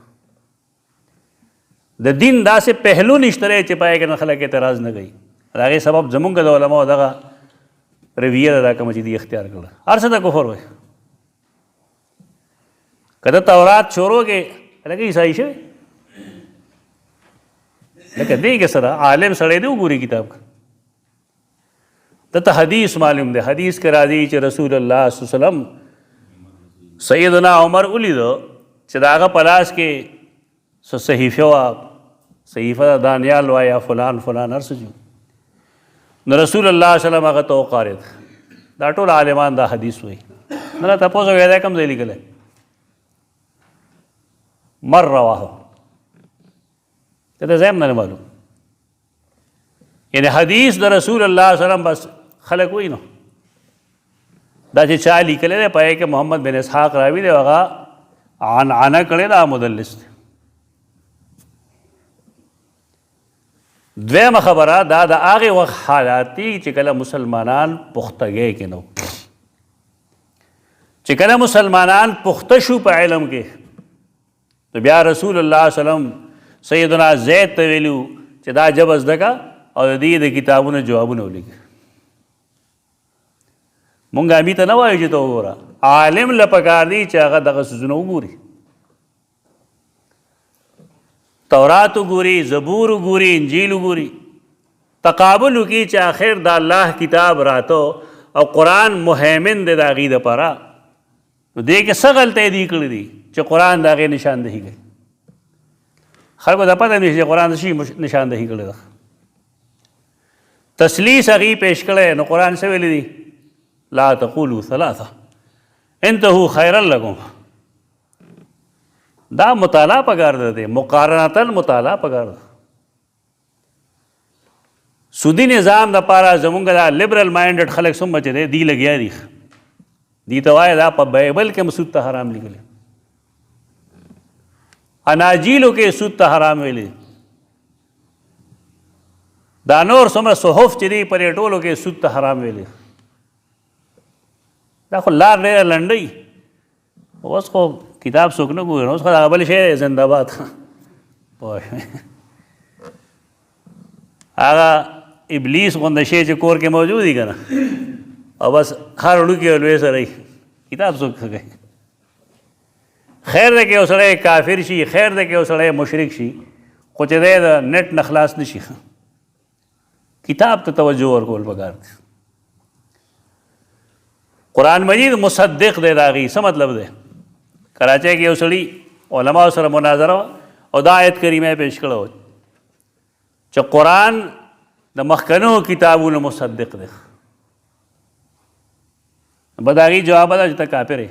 ته خبرې جواب دی ته کافر یې یا ته منکر حدیث یې. هغه جواب نه دی دغه. قرآن مصدق دی.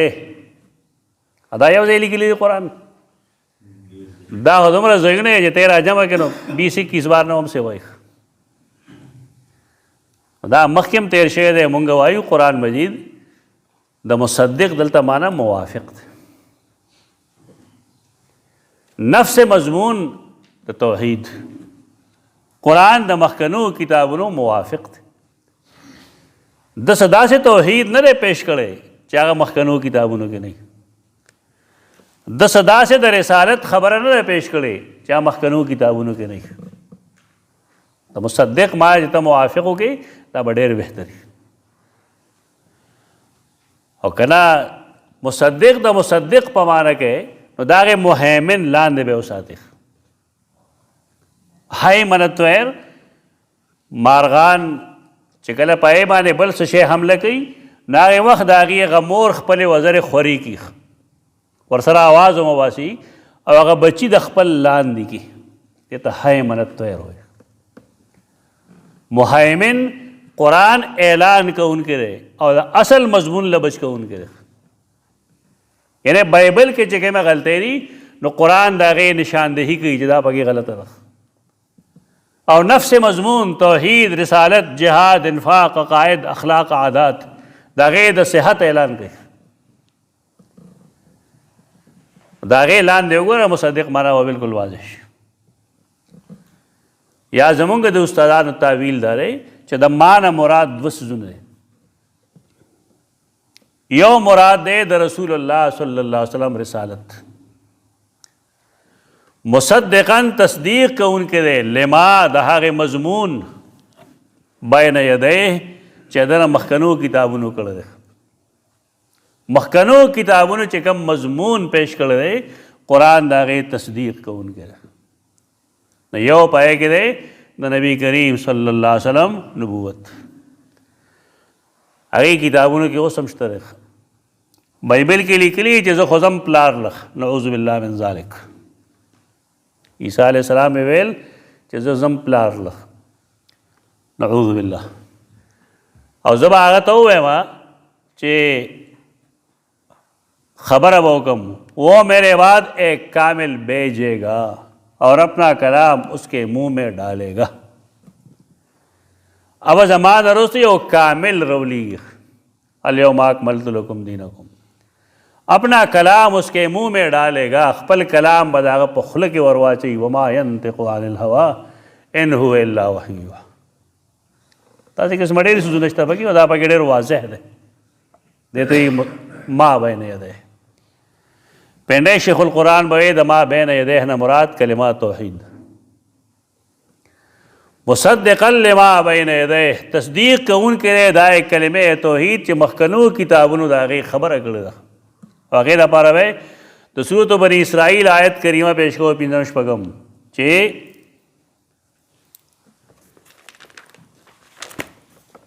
څنګه آیت دی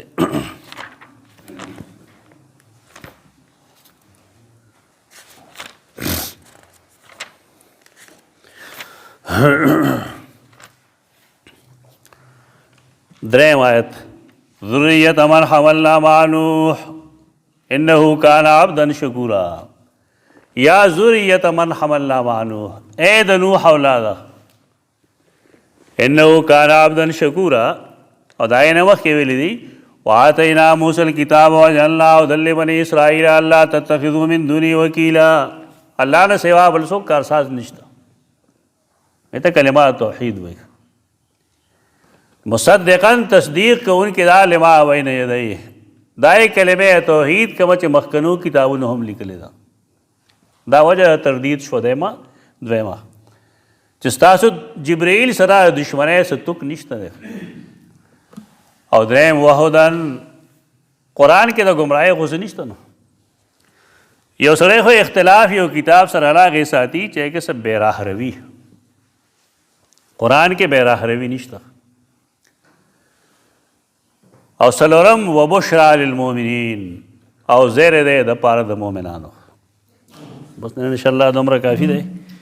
بیا به ستاسو کلاس په باندې دوه باندې لګي انشاءالله.